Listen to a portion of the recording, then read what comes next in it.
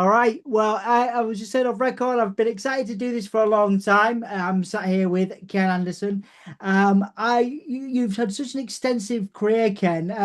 I'll start with most recent stuff. I caught you on JCW very recently, and I was so buzzed after seeing you do a return last year in TNA as well to see you in JCW because I think what they're doing is very creative personally. I love the vibe. I think it's really interesting. And you look great too. You look like you were having a blast. So tell me about going to JCW and making that choice because you've got a lot of things to do. You've got a lot of stuff on your plate. So how did that come about, and what was it like for you to be in the ring, to have those opportunities, and to do that again? Obviously, very recently. I look like I'm having a good time because I am having a good time. It's been fun, you know. I haven't been in too many locker rooms throughout my career that were negative, but um, I've only been in a couple locker rooms where the vibe is just camaraderie. It's fellowship. You know, it's like everybody is there to do the exact same thing. We're just out there having a ball, and it's crazy that we get to do this for a living. I'm really fortunate to run around in my underwear essentially, and you know, like what a crazy thing. But weird Vince McMahon used to say to us all the time, we put smiles on people's faces, you know, and that's really what I guess we try to do. And I think that's what we're doing at JCW. And I'm just happy to be a part of it. It feels like I would never say that anything felt like ECW. I think that's like, but it's as close to that as I guess I can imagine. Yeah, yeah, absolutely. One of the things you said in a recent interview as well was that you were quite complimentary of TNA. Of course, it gave you some world championship runs and an incredible run in that company. What Yeah. do you think of the work that's going on there? Because I think you'd said, in a previous interview, it was like a family environment for you. You enjoyed that compared to WWE back in the day, anyway, WWE's locker room compared to where TNA is now. So, what do you think of the current product TNA is producing, and what was it like for you to go back there as well and have that? Because that was a great showing from yourself as well. Yeah, no, thank you. Again, I had been away for so long that it was like 10 years, nine or 10 years or something like that since I had been in a TNA ring. So it was really fun. I was welcomed back. You know, I remember I walked in and they were having a meeting and Tommy Dreamer, said, "Hey, everybody, here's former two-time heavyweight champion, Mr. Kennedy and Mr. Anderson." And everybody was very welcoming. Um, but just a great feeling, great vibes all around. You know, one of the cool things about that experience was about about a month before that, a few weeks before that, my daughter had said, "Dad, I would like to see you wrestle in one of those big companies again." And I knew at the time that it was going to happen, and I just said like, "Well, you never know." And that night, the night of that event, we happened to be getting the kids after school. So my wife went and picked up the kids with my mom and brought them to the event and said, "Hey, Dad's going to come, but he's just got some stuff to do. He's got some stuff at the academy he's got to wrap up, and then he's going to come sit with us." And then, I posted the video of at some point my music hits, and both the kids realize that I'm not going to come sit with them. It was just such a cool thing for me to experience. Yeah, man, that's a beautiful moment, and thank you for sharing that with me as well, and well deserved too. We'll go back and talk a little bit more about your career in wrestling in a second, but I want to say, congratulations on the Mic Check podcast and all the work you're doing there as well. I think it's a great transition for you. But one of the things I find fascinating because you were such a, you were synonymous with being such a great talker, with being such a great, personality on the microphone and doing your promo. So what's it like sitting back with guests, from The Undertaker to Grado, which was great to see. What's it like for you to work on that? Because I can see so much work going into it on your side, and producing such great interviews. So how do you enjoy this part of your career where you're working on that side of things? Because I think it's a fantastic product that you're doing right now on YouTube. So I think the cool thing about it is it's just I'm having discussions that I normally have with my friends. We're just having it in front of a camera now. So I think that's that was ultimately my goal in the first place, was just let's just I don't want it to be an interview, so to speak, you know. I don't want to have pre-prepared questions. I do because I want to be able to steer it that way. But that if I can do something a little different, it's like these are my friends and we're just gonna have discussions about the business and about our, where we cross paths in the business. There's some funny stories. One of the best things in life for me has been getting in the car with a veteran and just listening to the stories and trying to, I guess, bring that to the people. Yeah, absolutely, man. It looks like a lot of fun there too. I mean, tell me about because I think it's a good lesson for people that want to do podcasts and want to, work in the industry in whatever form. Getting guests like that, is it because of your industry connections, because you're on the inside? Because it's difficult for anyone to work with people that are inside WWE, like your Undertakers. Then you're getting veterans like Kurt Angle that have got other things to be doing, Paul Heyman, these people. Tell me what that's like, because there's a nuance to getting people like that to come on to these things, because there's a lot of people out there producing these kind of products, but obviously you've got such a great caliber of guests. Chris Van Vliet as well, of course, the legend of wrestling podcasting that he is. So you've got such a Yeah. great array of guests. So tell me about the nuances of that people might not realize. So fortunately, and this is crazy for me, as you know, I'm ultimately a wrestling fan, right? If you peel back the layers, I'm just a wrestling fan.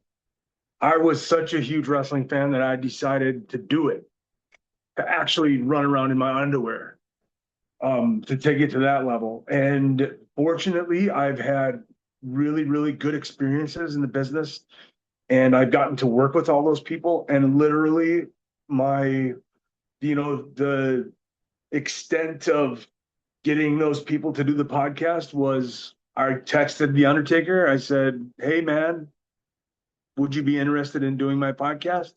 And he said, "Yes." So that's essentially, and I'm lucky. I'm really lucky because I like have to pinch myself. Years ago when I was at TNA and I was working with Sting, and he was painting my face backstage because we were doing a program together. And the kid in me, I wasn't a wrestling fan as a kid, but the kid in me still came out in that moment. But I'm like, I can't believe like Sting. Not only am I painting my face to go wrestle this guy who's a legend in the business, but like the guy himself is actually the one doing the face paint, you know? I felt like there were those old like Bret Hart commercials, and they did one with where he puts the glasses on the kid's head. That was me. Yeah, man. That's beautiful. And again, it's such a cool memory as well. And you've got such some great memories, which we'll touch on again in a little while. But one thing I want to sort of say to you while I've got you is I do believe you have the greatest vocal in wrestling history. That voice was incredible in WWE and TNA. Pretty much everywhere you went, people just it's synonymous with sports entertainment. I think your voice is in various forms. So before WWE and before those high school basketball games, I ask musicians this a lot. Was there a point when you were a child? Was there a point where you shouted at your parents or you shouted at somebody and you were like, "Hey, there's something cool here"? Because again, I think many people will agree with me. That the vocal that you have has become such a staple of, well, your character gimmick, whatever you want to call it, but it's embedded in so many people's memories, Ken. So can you take me right back to childhood before the commentary and before WWE? Was there a point where you found your voice? it was really just mimicking what I saw, and I spent a lot of time in my room by myself listening to records, and we had records on tape or record, like I had audio books. I remember having the Lord of the Rings cassette tapes. It was like 4 cassette tapes per book. There was like a 12-part series that the BBC put out. And I just listened to that thing over and over again. I guess it was just emulating what I saw. And I had a class in high school.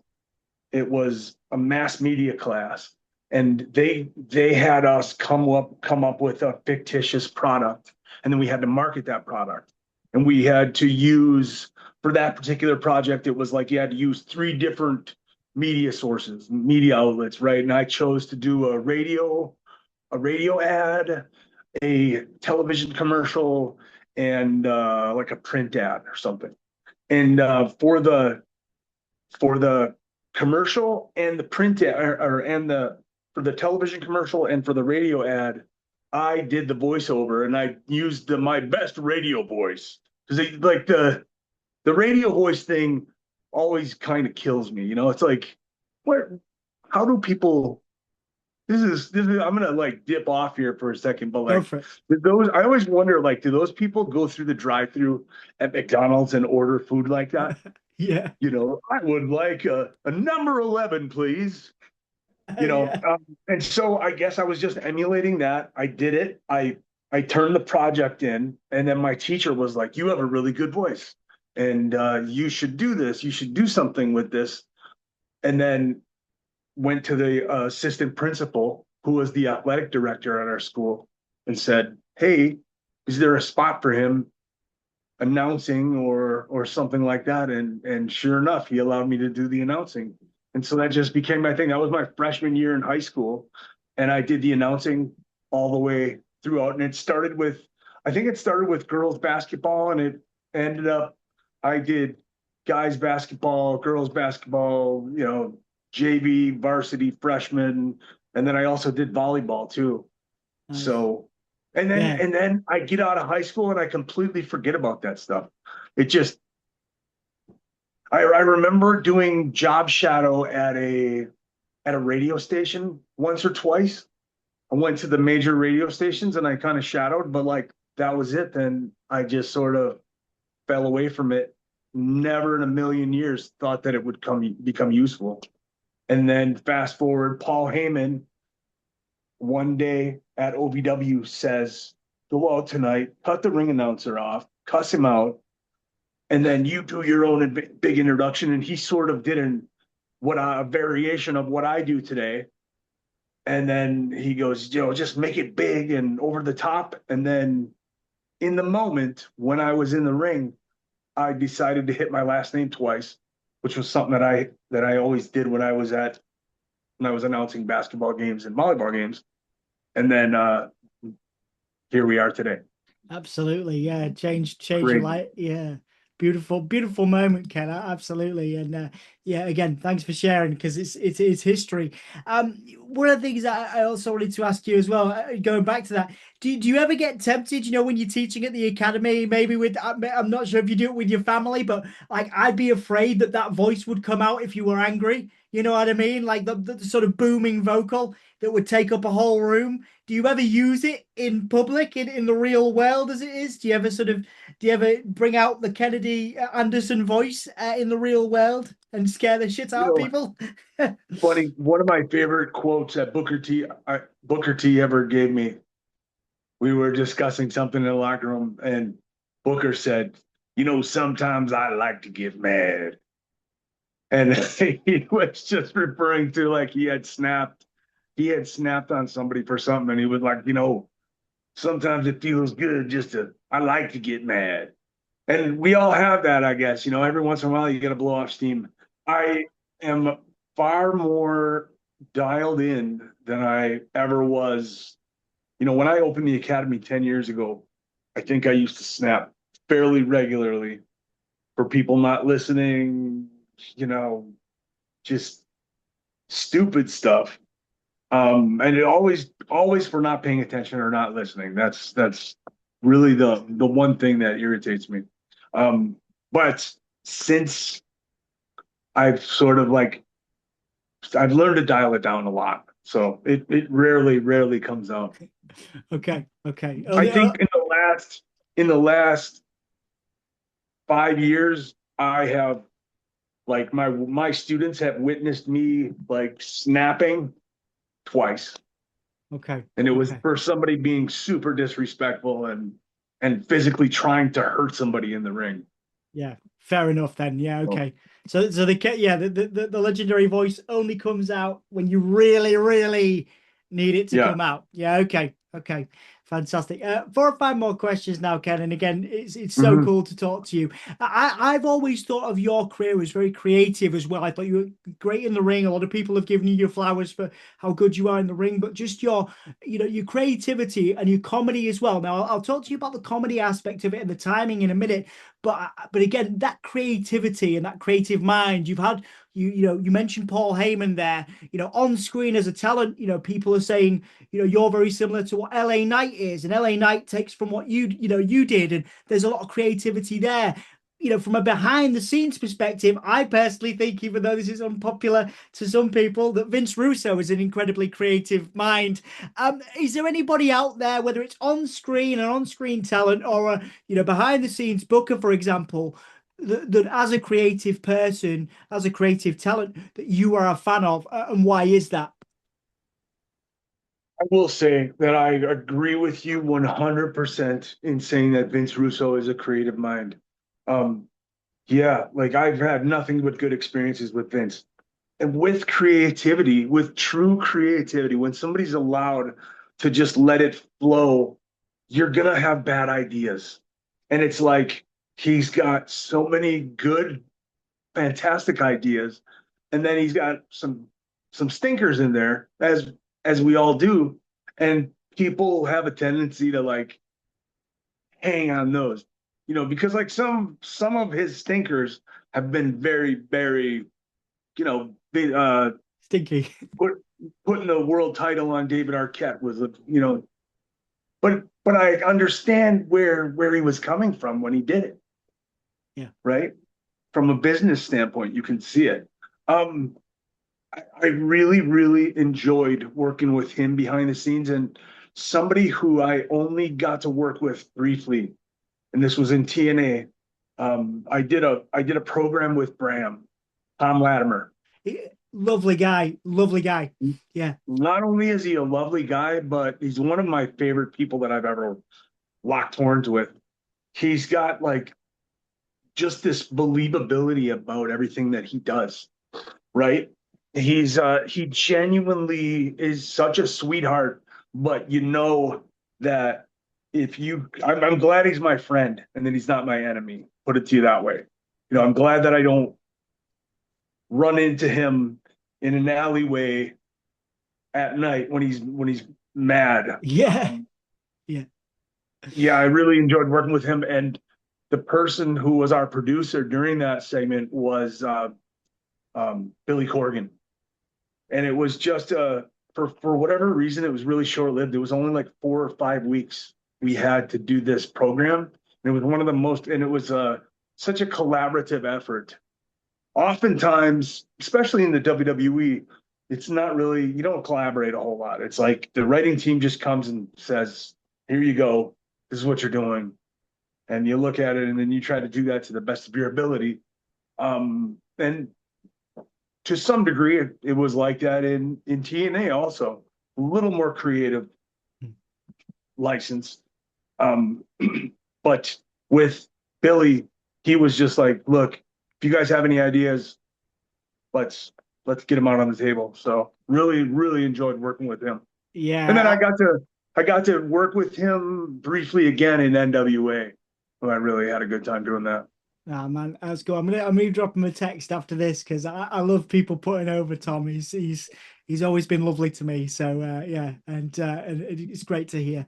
you had a good experience. And yeah, just I love that stuff. I love that era of TNA as well.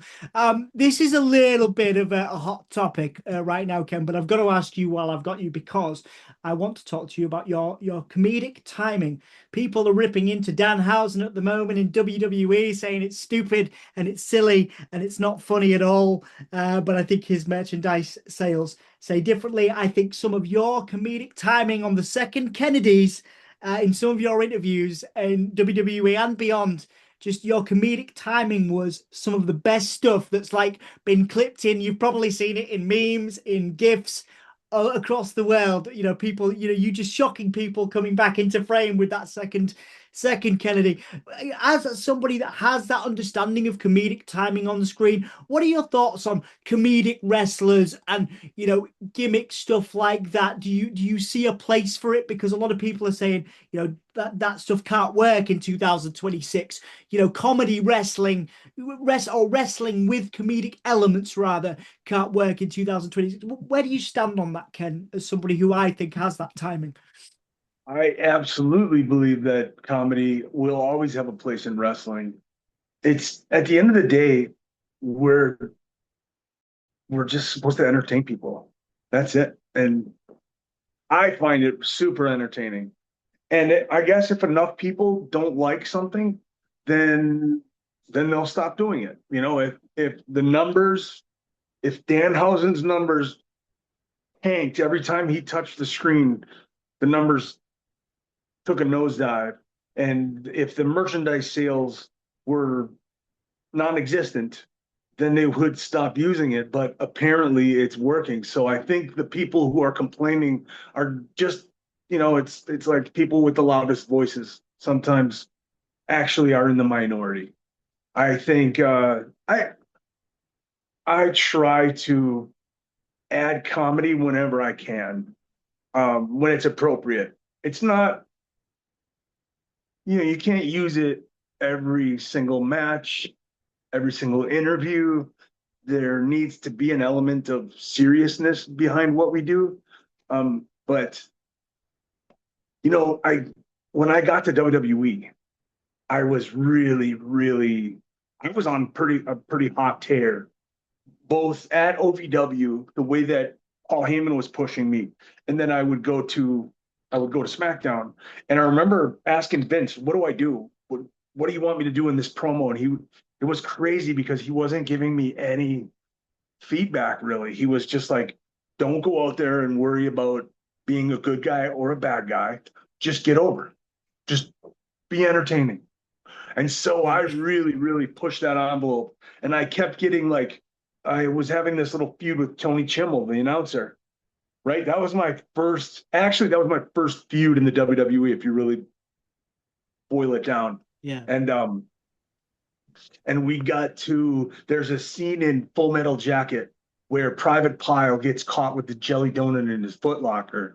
And then the drill sergeant makes him eat the jelly donut and everybody else has to do push-ups and stuff. One day I'm in catering, and this is probably 2 or 3 months into my run at WWE, maybe three, four. So I've been really on a pretty good tear, and I'm in catering, and I happen to look over and see a box of jelly donuts. So hey Chimo, I got an idea. Let's do this tonight. And so I'm doing my thing in the ring, and I happen to look and Tony, what is that in your jacket? And then, open up his jacket. What is this? What is this? And go through the whole thing basically and reenact the Full Metal Jacket scene. And I came back to the curtain and Vince was like, too funny. God damn it. And then from that point forward, it was like, you're too entertaining now. And I was doing this stuff they were doing a .com show. It was called Kennedy Declares. And I was doing this every week. I would pick a different topic and I would, bitch about it essentially. And the one week we did Tom Cruise and his Scientology and all his weirdness and jumping up and down on the couch and freaking out at a guy because he squirted water in his face and, all that stuff. And we wrapped it all into one video. And again, Vince was like, nope, that's it. you're too entertaining now. Right. And I remember going to him and saying, like, what do you mean? Like, I don't understand. I don't. He goes, funny does not make money. Funny does not equal money. And I said, what about The Rock? And he was like, well, I hear you, but and then I remember having this discussion with him. He said the problem with Rock cutting funny promos was that once he did the Billy Gunn God promo, which is my favorite wrestling promo of all time. Once he did that, he then had to follow that up every week. So he's constantly chasing the dragon essentially. And he goes, you have to be prepared to follow it up with that type of content every single week if you're going to be funny. So I can see both sides to the argument, right? I Yeah. get it. Yeah. No, But that's I love like Grado is one of my favorites of all time. yeah, he's so good. It was so cool to see you getting back in touch with him to do the podcast because I think he's so underrated with his comedy. But yeah, I always thought you had a really good balance. I always thought, again, it wasn't like a lot of comedy like some of Danhausen's segments are. And again, it's great that it's working for him right now. It was chosen selective moments, the stuff that I saw. It was like just fast, quick. It was really good. Well, thank So you. congratulations again on a great career. Last few questions then, Kenny, and because I know that you've been vocal in the past about how free you felt when you went from TNA to WWE, sorry, from WB to TNA, and you talked about the freedom you felt in JCW.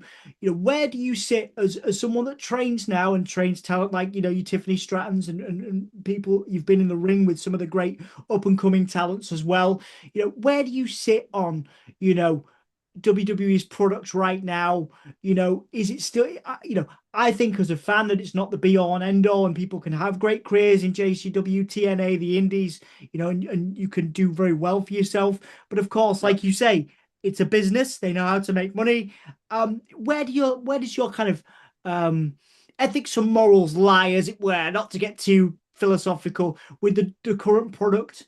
Like, I'm guessing you understand why it is the way it is and why it's got to make so much money, but like, where do you stand on it now? Because it's obviously very different than it was when you were there. But Yeah. but I'm guessing there are some parallels from your perspective as well. I don't know if I'm right in that. Well, I get it. As you said, I understand that it's a business, but I hate the fact that it's such a business. It's like it seems to be, it's almost exhausting to see all the advertising and stuff. I remember the night that Raw debuted on Netflix and everything was just presented as main event level, like, and there was so much advertising, and I had to take a break. I literally had to chop that into three sections. I've watched like an hour. I believe it was a 3 hour. Was it 3 hours when it Yeah, I debuted? think it was three. It I think. it took me. I couldn't just sit and watch it in one fell swoop. It was like I had to chop that baby up. And I guess that's my gripe, is that everything is just, it's so obviously, you're so obviously, and not ironic. It's not like they're trying to be ironic about it. The advertising, like some movies, they'll like, they'll make a joke, and then they'll be like, I'm gonna take a drink of my smart water here. Yeah, They're yeah, like obviously winking at the camera and winking at the audience, and like WWE's not doing that. They're just hammering us with advertising. yeah, But I get it. It's a business. yeah, yeah. Do you think there's a place then for this? Kind of goes nicely to my next question before we do the roundup. Do you think there's a place for the alternative? Again, I view TNA. Obviously, you have AEW, but that's a different level. I think on some levels, JCW, some great alternatives to WWE. When you're speaking to students, do you tell them, okay, the goal is you're going to get to WB because your career, is such a great example of pivoting. That's what I'm trying to get to, Ken. I'm sorry. You Mm. pivoted, you found great success. Then you had a you then it got difficult. Then you found TNA, and then you were able to pivot and find success and find a legacy elsewhere. Does that translate to what you teach students? Do you get students going, Ken, I have to get to WB. We have to that's where I want to be. And what do you say, there are alternatives, is what I'm trying to get to. Yeah, yeah. No, that's a great question. And yes, I do have those students who are just WWE or bust, but they're few and far between, actually. Because most people are like, I don't want to do that. I want to work the independent scene here. Some people I want to travel the world a little bit. I'd like to go wrestle in England, or I'd like to go to Scotland, or, you know, go to the Middle East, Australia, Mexico, Canada. Um, and it's nice because there are so many, like indie wrestling is thriving at the moment. And it's globally thriving too. So yeah, I think I I like a certain type of wrestling, right? Like I like storytelling. I don't like the Cirque du Soleil. Every move is choreographed. Duck this, duck, flippy dippies and all this other stuff. Um, but I can appreciate it. I can watch it and go like, that's amazing. Those guys are super athletic, and it's not easy to remember all those spots, and there's a place for it. Wrestling's like Baskin Robbins ice cream. It's like there's different flavors for everybody, and I like this type of ice cream and wrestling, and you might like something completely different. That doesn't mean that you're wrong and I'm right. We're just different.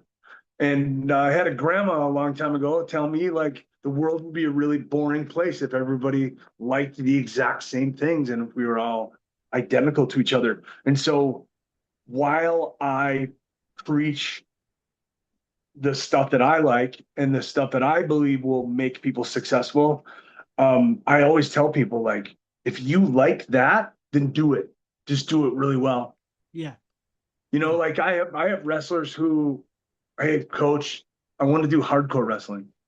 Like I don't think you should do that, but here, if you're gonna do it, this is the place to watch these guys. And instead of just smashing stuff over each other's heads, how about if you learn how psychology works inside and out so that you can tell a story and so people will gravitate to your wrestling more. They don't even know why it is that they're gravitating more towards your brand. Does that make sense? yeah.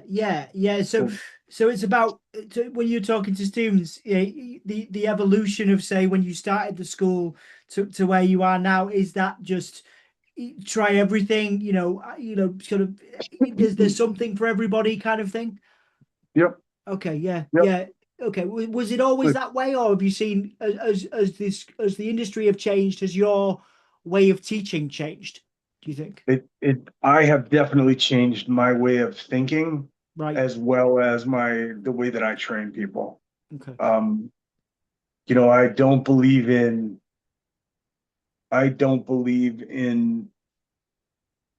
there was that old guard way of doing things where you would like beat them up essentially, just make them squat until they're falling on the floor and then run them, and then bump them, and then hopefully they don't come back. Well, I I don't see I don't do things that way.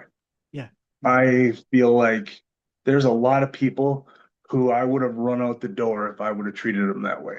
Yeah. And there's a lot of people in the Midwest wrestling scene right now that are they contribute on a weekly basis. They're really good at what they do, and they wouldn't have lasted if I would have treated them that way, I guess. Yeah. Yeah. So I hope that answers your question Yeah, too. yeah, it does. It does. I'm just gonna, again, just to make a point of what you said earlier about psychology.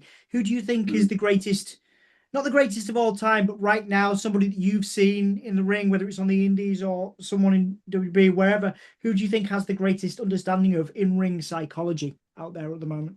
I would tell you that I'm a big fan of Roman Reigns. I know that's an obvious choice, It's a good one. but like he gets it. He gets what his role is, and he knows that. And also somebody that I don't think gets enough credit for really understanding psychology is Brock Lesnar. Brock is very giving. Like that guy could beat anybody up in every locker room essentially, but he is giving at certain points. It's just like it has to be earned. He's just very good at I guess making sure that if he's going to sell, it's going to be for a good reason. Yeah, yeah. And then MJF is just he's so good. He really is so good. Yeah, he is absolutely, absolutely. All right, Ken. Well, we are a music publication most of the time. So you mentioned, just to round up, you mentioned earlier, when you were a kid listening to records and stuff. You know, has your music and you obviously had some banging themes, while you were a wrestler as well. What music do you listen to? Have you always listened to the same stuff since you were a kid? Is the stuff you go back to for motivation? Who are some of your favorite artists, musicians, Ken, and why? If you can answer that, big question though. I No, that is a big question. I listen to everything. I literally, if you look at my playlist, it is so, it's such an eclectic, like, I've got, Megadeth and Metallica and Motley Crue and Ozzy Osbourne, and I've got Harry Connick Jr., and I've got Toby Keith and the Phantom of the Opera soundtrack, and I've got No Doubt, and there's just like I like everything, and I like everything. I'm one of those guys too that like I'll never listen to an entire song. Right. So if I'm driving in a car, I'll listen to part of a song and then go to the next one. Say I do the same thing at the gym, like um but and I'm trying to pass that on to my kids right now too. Just every time I'll hear something that I've forgotten about, like a track, I'll send it to my kids who are Yeah. really, really getting into it. And interestingly, my daughter, and I don't even think she knew that I was working for Joe, but she started listening to ICP recently, and she just loves him. And then she found out that dad actually like I work with that guy, and like he's a friend of mine. She's like, "What?" So that's kind of cool. Yeah, that's so cool. Fantastic, Ken. I appreciate your time. And once again, I hope we get to do this another time as well. Basically, the last question is checking if I've done my job properly. Is there anything you would like to plug and promote before we finish up today? Have I done what I need to do, or have I missed anything? And let's fill those gaps. You've done an amazing job to begin with. I'll just like to just hammer them one more time. My podcast, um, Mic Check with Mr. Anderson on YouTube and pretty much anywhere you can download a podcasts. And my wrestling school still in operation. You can reach out to me directly at 507-722-2776. You can text me. I'm on Instagram and Twitter and Facebook. I really don't use Twitter too much, or X. See, I still call it Twitter.